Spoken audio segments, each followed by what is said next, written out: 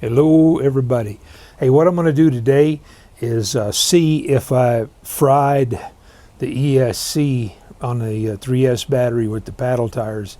And if you don't know what I'm talking about, I'll put a link to the video right up here where I ran the WLtoys 144001 on a 3S battery on paddle tires in the snow.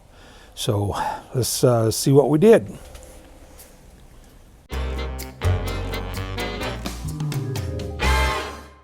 Got 0 on the speedometer.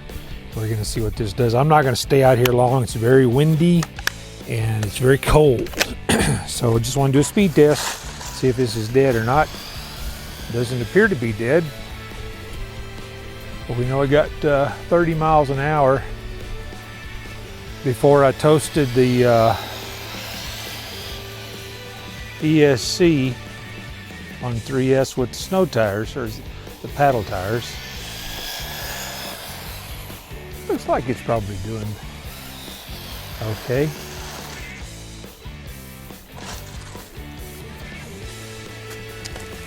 Yeah, we got 27.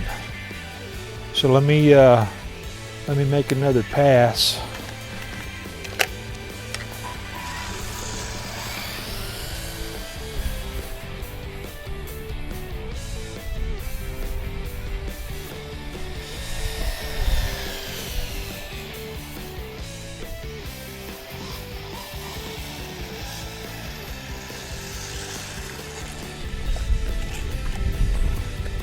Okay, that one was 29, and it's pretty cold, so we're gonna call it that the ESC didn't get smoked, but we'll talk about it inside.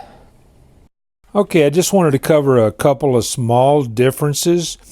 This is car 1, the red one, and this is car number 2. And what I'm seeing on these, the only visible thing, the on and off switch is it's just stuck on there with double-sided tape. And on this car, it's actually built into the ECM. So it's that little push button right there. The other small variation between the two cars, and I don't know what to account for it. Oops. But on this one, I know a lot of people were having problems with the wheels falling off. And if you look at this, the axle doesn't come all the way through the nut, front or rear. On the second car, the axle comes all the way through. Now, what I don't know, see if I can get that in there a little better. What I don't know is if the axle is longer or if they made the hexes thinner. So I'll have to explore that option another day.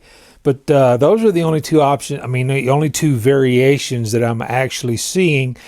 And this one has a little bit thicker oil in the shocks. Now that's neither here nor there. That's something that you can change out real easy. But the longer axles, I'll have to measure those, but I will let everybody know if the axle is longer or if they made the hubs thinner. So keep an eye out for that. Get that done ASAP.